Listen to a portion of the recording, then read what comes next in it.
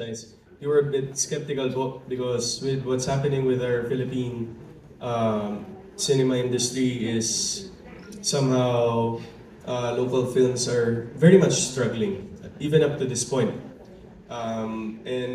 Naniniwala po kasi ako na for our local Philippine cinema to foster, we really need help from everyone, the government, the producers po, the actors. We have to, we gotta have a common voice po para maiangat po natin ang local Philippine cinema again.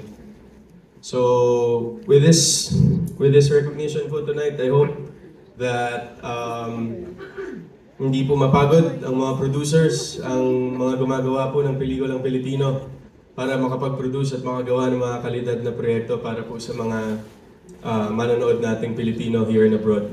But again, of course, to Star Cinema, to GMA Pictures po, to GMA and to ABS-CBN, to everyone who's instrumental for the fruition of the Hello Love Again franchise, both Hello Love Goodbye and Hello Love Again.